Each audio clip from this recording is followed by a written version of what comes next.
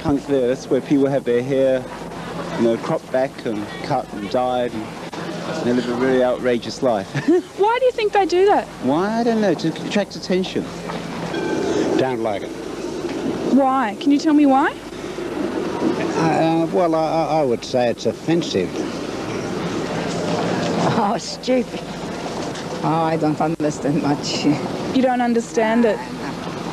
Oh, punk is, in my opinion, sort of just fairy sort of music. Hairy, you know, no, not much sense to it. Punk is punk is punk. Oh, yeah, they had a program on TV here, I think on 60 Minutes, and they kind of went into their den and they showed you a bit more, you know. They were charging people to be photographed with them and things like that. I don't know if you've seen that yourself, but that's, you know, about it. Punk. Horrible.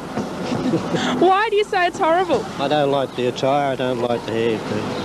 Do you think there's anything more to the way they dress than just a fashion?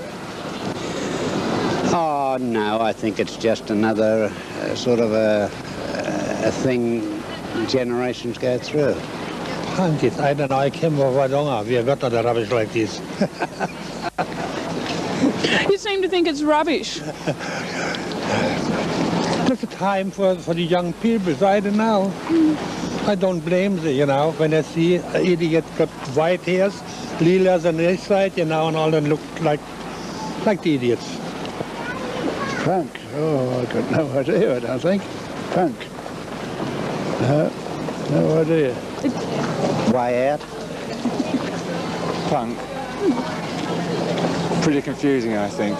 Well, I don't have an opinion actually, but I imagine it's pretty loud, way out type entertainment that young people, you know, get up to.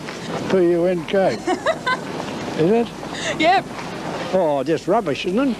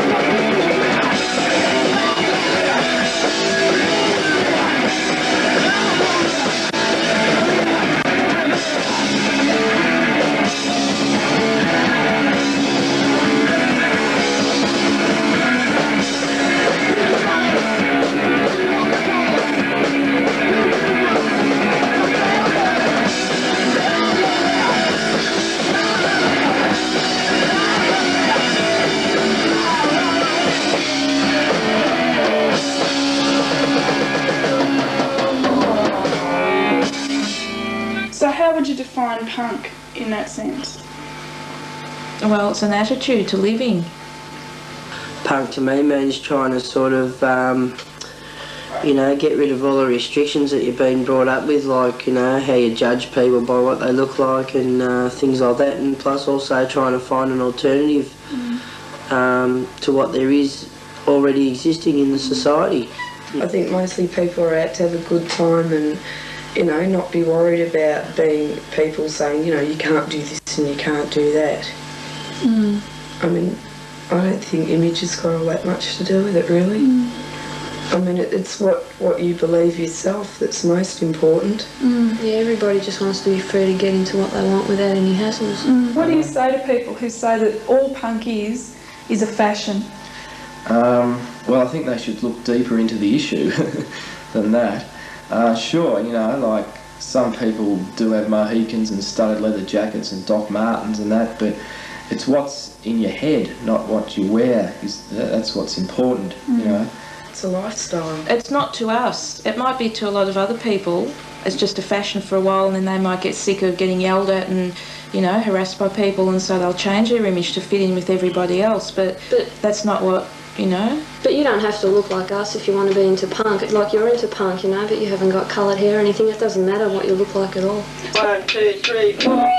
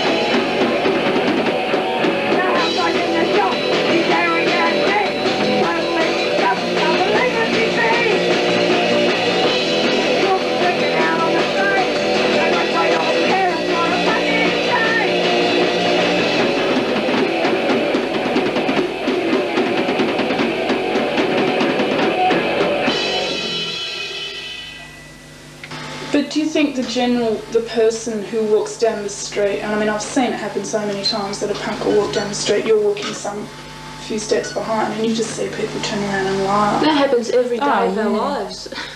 Do you think that'll ever change? No, because whatever you're into, there's always going to be narrow-minded people that, you know.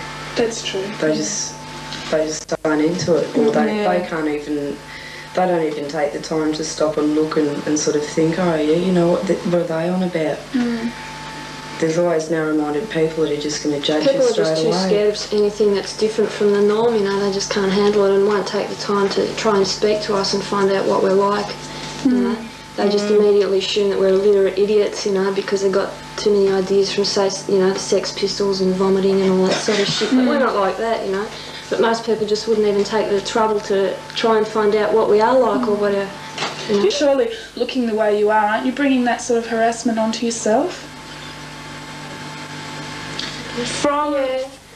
We would from the narrow-minded, you know, the real pigs, the real shithead people, but I think it's more important to try and show the other people who are receptive and want to know about us, to show them that we can go around and look like this and still be normal, intelligent people. And I think it's worth more to do that. And of course we're going to get flack from someone, because there's always dickheads out there that are going to yell at someone for something, no matter what you look like, you know. I'm sure there's hippies that get called poofters and almost bashed up all the time by guys. I'm sure there's you know, really, like blatant gay guys who walk around, you know, looking very feminine and that, they must get, you know, harassed and almost bashed up by people all the time too. You know, it's not just us. 1, 2, 3.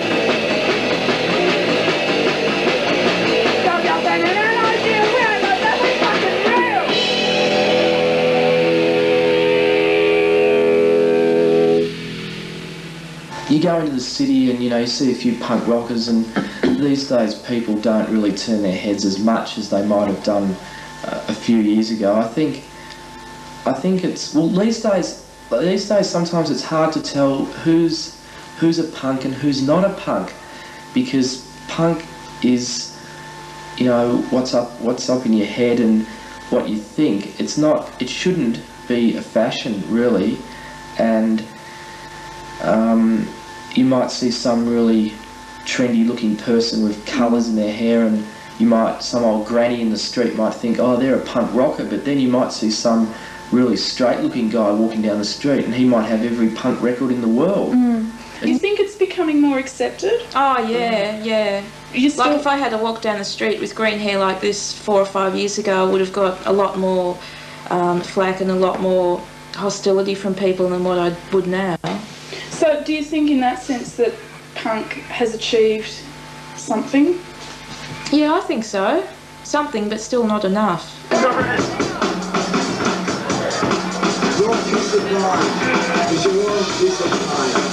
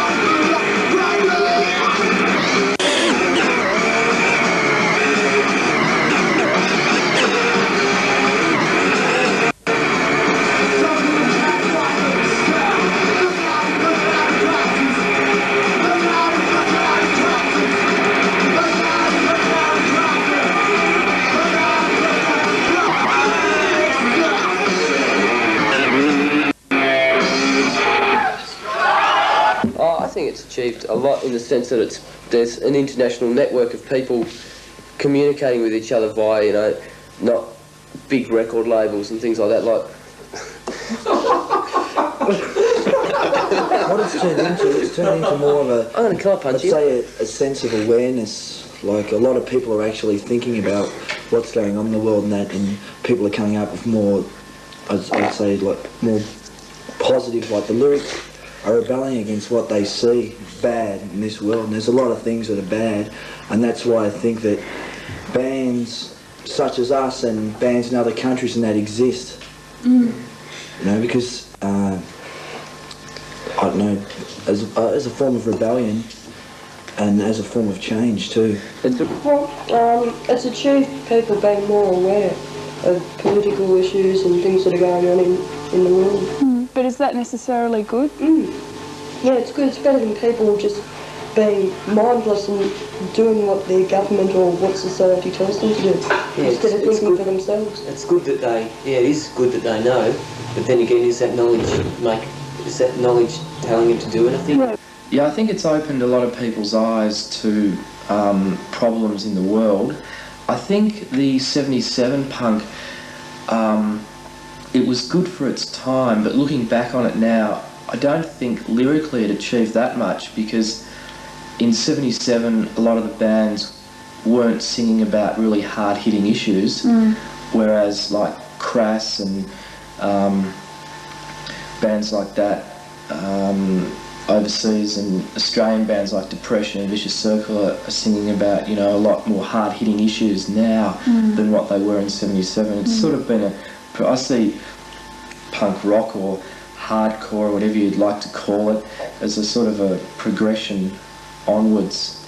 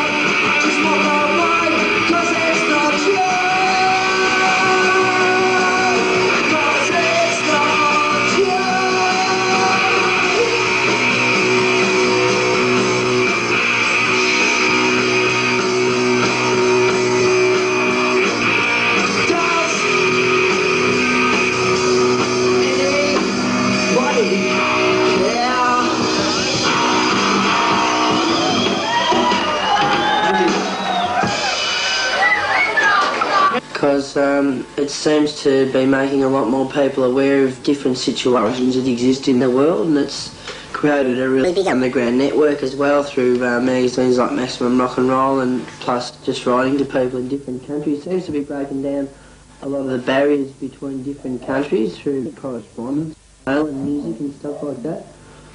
Do you think it'll die out? No. No, It's been going for nearly 10 years now, so... But even so, I don't sort of see punk as just started up in the last 10 years. I see it like there's been radical artists and, you know, radical people right through the ages that have always stayed underground and, yeah, you know, and kept right out of society and stuff like that because they couldn't handle it. And I think punk is just now another expression of that. And so I think it'll keep on going forever. It seems like now, like say in 77 it was one style, and then in 82 it might have been a bit more like leaning towards the hardcore and the GBH British bands, but now it seems like that everybody in all punk scenes, because of the correspondence and coming closer together, that every country, his music is having some sort of influence on all the other countries combined. That's what it seems like to me. A lot of people think punk's dead. Well, I don't know why a lot of people think that, because punk at the moment is healthier and more full-on and more into it than it's ever been. There's hundreds and hundreds of punk bands throughout the whole world now than there was in 77. In 77 it was basically confined to England, and there was early Ramones and that in America, but now it's just, you know, completely opened up throughout the States and in a lot of other countries in the world, like Italy, Norway, Sweden, Switzerland. See, to me there's always been punk, there's always been... See, punk's just a word that people have put on the radicals now, you know. It used to be hippies, and it used to be beatniks, and it used to be something else. It used to be rockers, and it's like, I've got this interview from Angry Anderson, and it says to this guy saying to him, you know, I'll play it to you later actually, says, you know, some people say Rose Tattoo are a punk band. He goes, well, to me all true rock and rollers involved in music are punks, and he reckons Lobby Lloyd's a punk, and Billy Thorpe was a punk, and I'm a punk. It's a reaction to a lot of, like, ideas that we're brought up with, like, you know, like the idea that we've got to, you know, if there's a war, we've got to all go and fight it, you know, and fight for our flag and our country and our leaders and stuff like that, which is really wrong, because, you know, there's no reason for these wars. They're just used to make money for the industrialists, really, you know.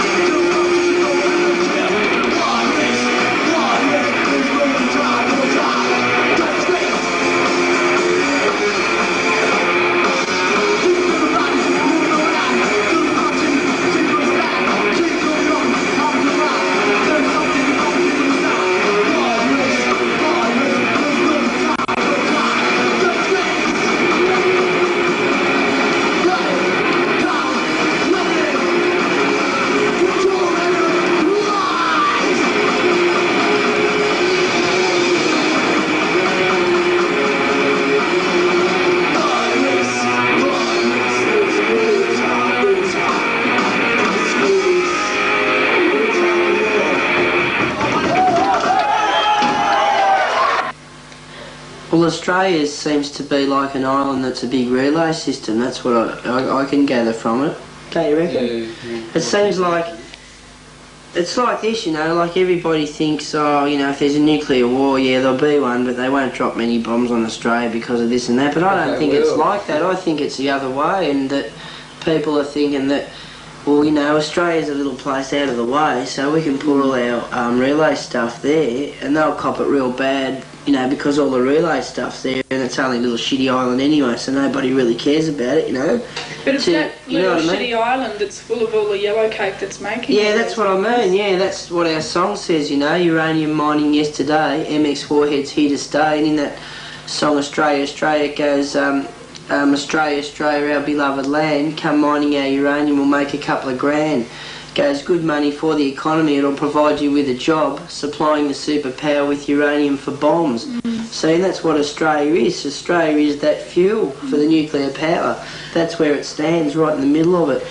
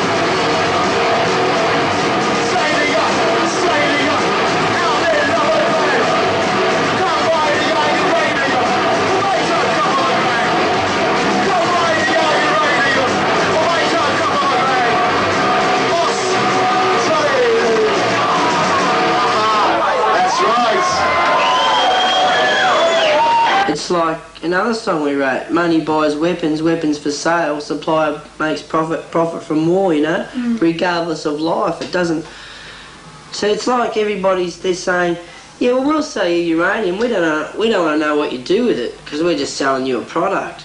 But, you know, if you use those, put it in those bombs or, you know, make something from it that's going to kill another person, well, you know, it's sort of like we're not part of it, you know what I mean? It's what it's like they'll do it, but they don't want to sort of admit that, like this, that thing, right? There's this comic in this magazine I got from overseas, and it's got this guy, and it says, it's got a secretary, she goes, oh, I just relay the phone calls, and it's got this other guy goes, I just drive the truck, and the other guy goes, I just fly the aeroplane, and the other guy goes, I just relay the messages from the plane to the other plane, the other guy goes, I just flick the switch, and the other guy goes, I just fly the plane, you know? And then it goes, I just push the button, and then it's got this Chinese guy goes, which kills me.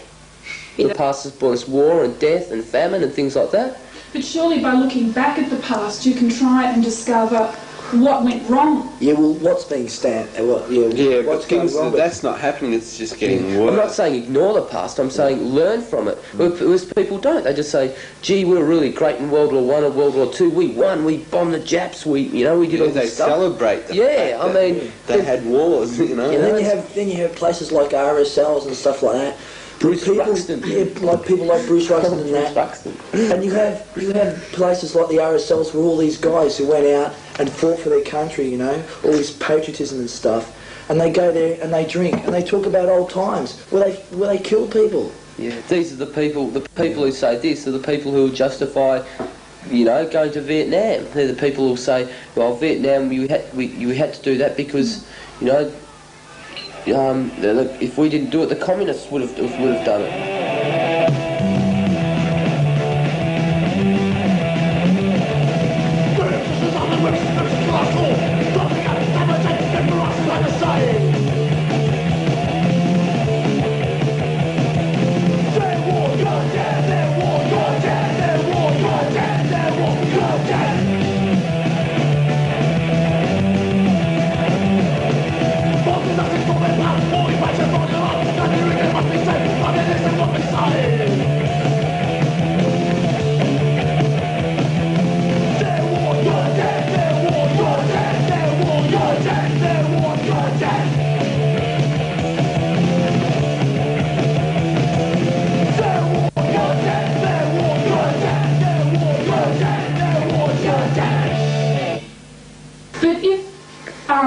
Somebody turned around and said, okay, we're going to take away what you've got country-wise. So let's say a big bad, I'll use Russia as an example, came into Australia and said, right, we want all of whatever you've got to offer, wouldn't you fight against that? Well, wouldn't the Russians be as bad as the Americans? Aren't they the same thing? That's the way I see it. I mean, yeah.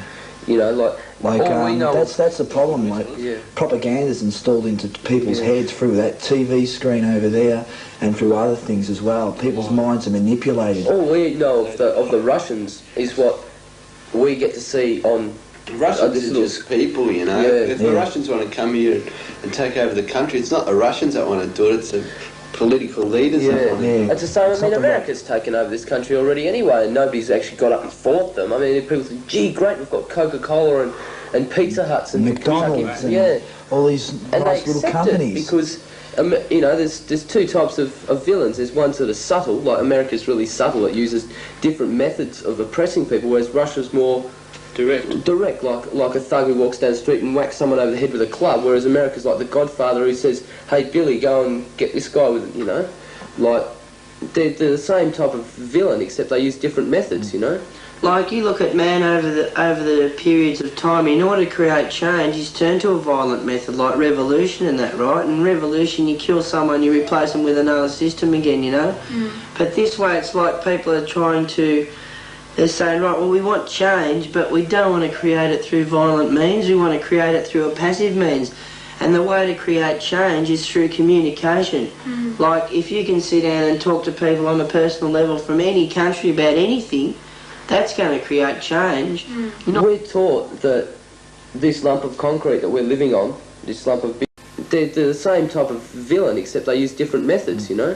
Like, you look at man over the periods of time, in order to create change, he's turned to a violent method like revolution and that, right? And revolution, you kill someone, you replace them with another system again, you know?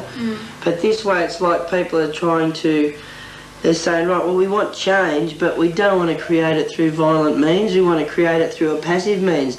And the way to create change is through communication. Like, if you can sit down and talk to people on a personal level from any country about anything, that's going to create change. We're taught that this lump of concrete that we're living on, this lump of bitumen, is natural, and that's what we're supposed to live on, you know? What, you know, people... So what, are you saying we should all go back and live in grass huts? Would that No, not necessarily. Things are accepted too easily. We've got to slow down, we're moving too fast. Yeah. Where's it all heading, you know? Look at where things are heading, and the way the world is at the moment, like, humanity's gone, right, and you're just a little person walking around for the big companies to make a profit out of. That's what it is. You look at what you do every day and have a look at how many big companies you support. You're just living. The fact that basic things like food, clothing and housing have become luxuries for some people. There's people who think, gee, I wish I could live in a house. The fact that those things have become luxuries is just barbaric, you know. And as they increase the pressure, like these big industrial companies are feeding out, right? What's going to happen is people, like, they're striving to get cars now, and, you know, a house and kids, you know, and let the kids go to a nice school, 2.5, I think it is. you know, 2.5, or whatever, and then what's gonna happen? It's gonna go up more. Like, people are gonna, like, they won't be able to get a house anymore, so they're gonna be striving to get something like food or a flat, or it's getting harder all the time. Every year it's getting harder, and people, like, material possessions, right? You've got to own something. That's the way it is, you know. You've got to get a house or a car or something like that. And every year, like, you know, what's going to come down to, you know, you're going to have something like, geez, I've got this bit of meat in my hand today.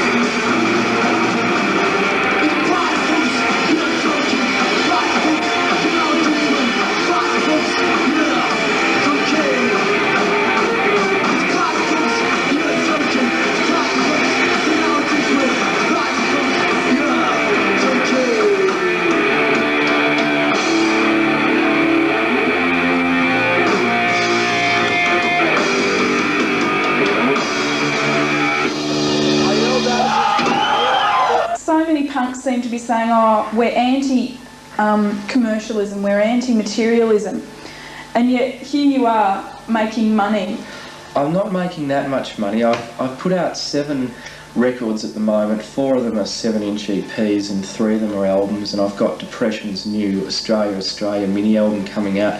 But it does cost a lot of money to put out a record. By the time you've paid for artwork, the actual vinyl, the covers, you don't make that much money unless you can get your records licensed to other independent labels over in the States, and then they can sell a lot. But it's an uphill battle, you know. You can't. Most independent labels, most people that run very independent, sort of small independent labels, basically do it out of the love of the music rather than to make a lot of money. And if I ever got to the stage where I did put out a record and it did well in Australia and I got it licensed overseas, and sure, you know, we sell quite a few thousand copies like the bigger bands from overseas do, I'd probably put that profit back into a recording studio in Melbourne, so punk bands in Melbourne and in Australia could go through that studio and we could release stuff on a cheaper basis, you know. And when you die, which you eventually do, which a lot of people don't come to terms with, yeah, they all take it away from you. There's death taxes and things like that, and the funeral parlours say, here, look, we're going to plant you in this pot of grass when you die, give us $2,000, you know. And that's just, it's not who you are when you die, it's what you've got, what you've got, it's what you've made. Like I walk through cemeteries, and you see, shut up Phil, and you see like these families, and they've got this big plot, and they've got all these big sort of like black marble sort of monoliths sitting there waiting for their bodies to perish so they can be buried under it. It's just another material possession. When you're dead, you know, people will walk through it and say, hey, gee, look at that guy, he must have been rich, he's got a really big grave. And you go from one grid pattern, which is streets, all going straight or a bit curvy sometimes, into a funeral fucking home, a graveyard, which is all more streets and going like that, and all little plots. It's just occasionally curves. Occasionally curves, yeah. It's just really sick. The problem is some people are living their lives in graves. Yeah. You know, they every day stress. They continually like they've got stress piled upon them, right? But they never ever they live their lives. They never ever think about. Maybe they do think about it, but they never ever really do anything against what's giving them so much pressure. They do. There's a lot of people that don't want to work, but they work. Most people they've got to bring in the money. Aim for the natural capitalist thing or whatever. Not even capitalist. It involves everyone of getting married, getting a house, and then trying to get a car, trying to get a holiday house, and it goes on and on. You know, and people have, you know, go insane just trying to get that aim, you know. What's that aim for? What do you think the individual should do about it? Be yourself. Be yourself. Do what you want to do. I mean, don't go around hurting other people, but just do what you want to do. Yeah, I mean, have a good time. Even enjoy life. Even if you really short. Can't change anybody's minds, even if nobody ever listens to you, at least you'll have the satisfaction of knowing I wasn't like them. I was at least something different. I wasn't one of the millions of people who just walk along through Flinders Street Station saying, gee, I'll finish work, I can't wait till I get home, and then get up the next morning and go, gee, I've got to go to work again. Just, at least you're not one of those people who've just been so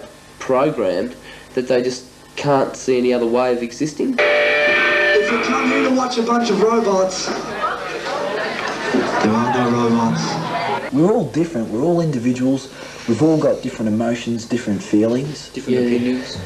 It's when you deny the individuality that, you know, you become freedom, you become a robot. And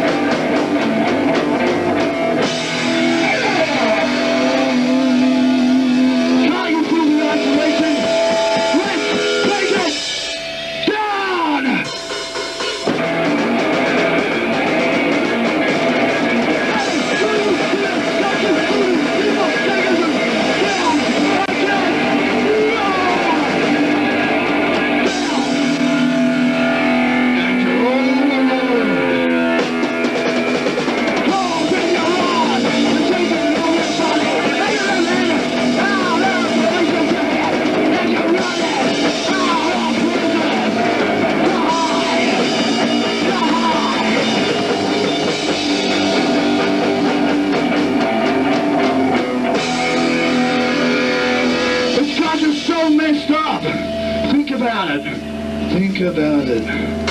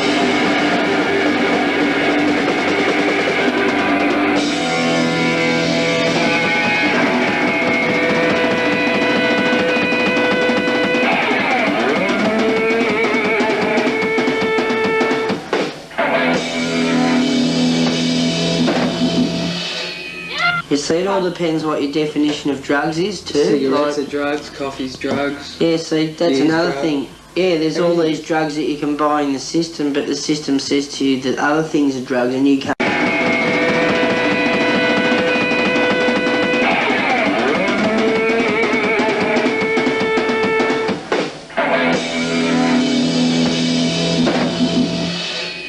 You see, it all depends what your definition of drugs is too. Cigarettes are drugs, coffee's drugs. Yeah, see, that's Beer's another drug. thing. Yeah, there's all these drugs that you can buy in the system, but the system says to you that other things are drugs and you can't have those things, you know? To me, like a lot of people might see marijuana as a drug, but I smoke marijuana and a lot of people do in Australia, I reckon, and it's probably part of the bloody culture now in Australia. There's so many people smoke dope, you know? But to me, I don't see that as a drug, I see that more as a herb.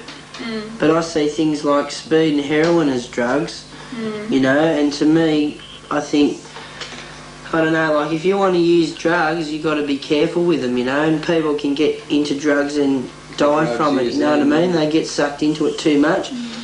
It's like, I don't know, it's like this, I say it like this, right? If anybody, there's everything there in the society, you know? If you want to buy a gun, you can buy a gun. If you want to buy heroin, you can buy heroin. If you want to buy marijuana, someone will sell you marijuana.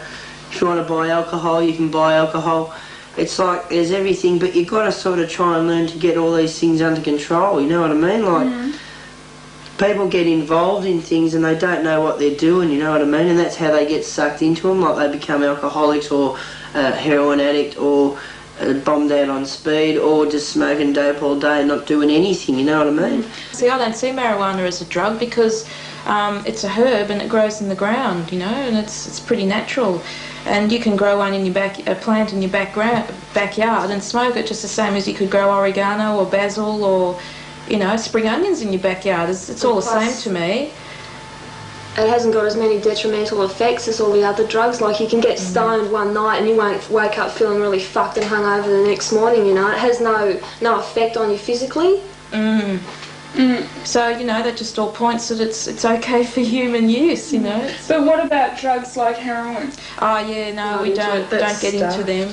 It's really really bad. You know, some people and they're not into it, and then they go, oh, you know, I've been getting into heroin and shooting up, it's really cool, and they just the whole personality and outlook on life changes.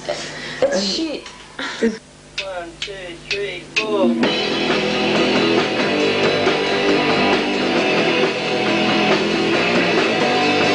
Made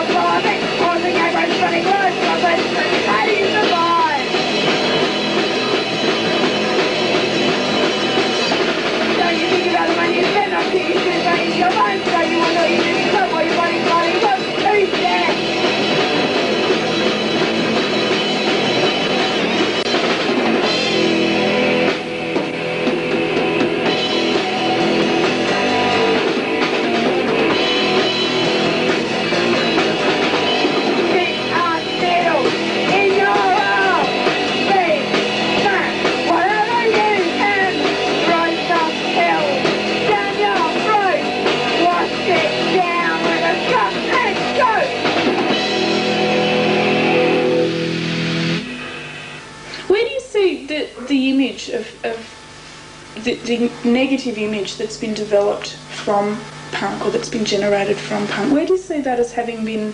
Media misrepresentation. Yeah, that would have a lot to do with it. And plus, when you know, when there's and when there's something about punk in the media, you'll find it's always really over sensationalised, and and the facts are distorted, like and they just really play on the bad aspects. Like I Spit on Your Gravy, there was a thing in The Truth about them, and it just made them sound just so bad and totally. Totally So over the the worse top. they make us out, the more sales they make. So Yeah, like that guy in England, with the super glue spiky hairdo who got sacked from his job. You'd heard about that for weeks and weeks and weeks. Yeah.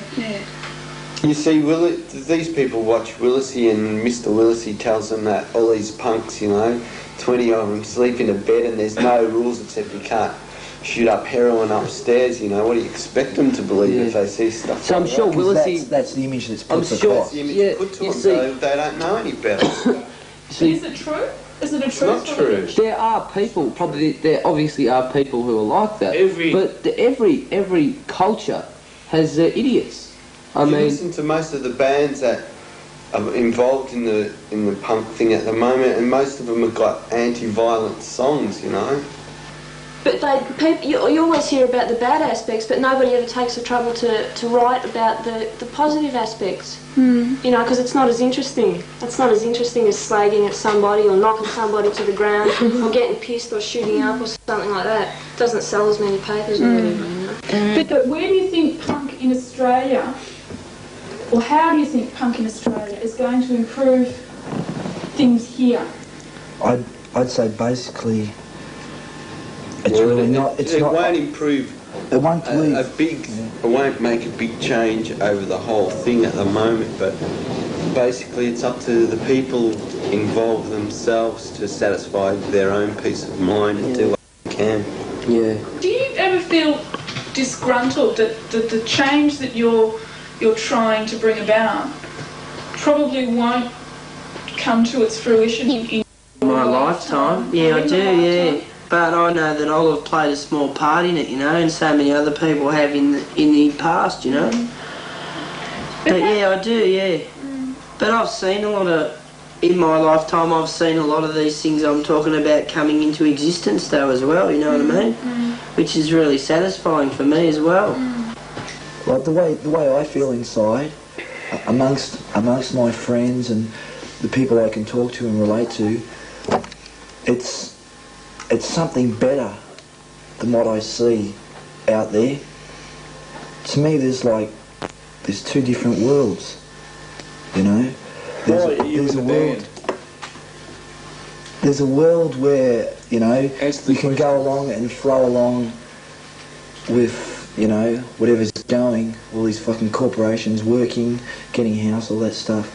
Or you can become yourself and think individually, against the grain. Yeah, and then you find people that have got along the same thoughts, maybe not exactly the same as you, because they're individuals, and you find that you've got something to share in that, and you feel like you're not alone, and that's something that I've found that it's been growing, because I've found more people who I can talk to and I can relate deeply to inside myself. I think a lot of the emotion and love and showing your affection to someone, I think it's going now. Yeah. It's a circle.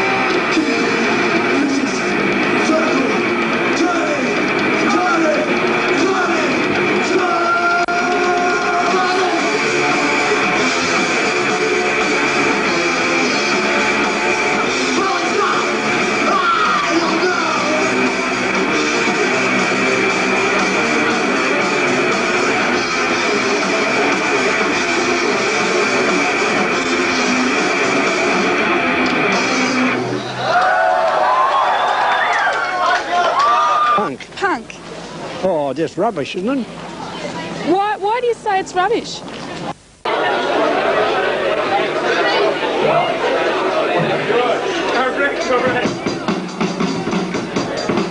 Your peace of mind is your own peace of mind.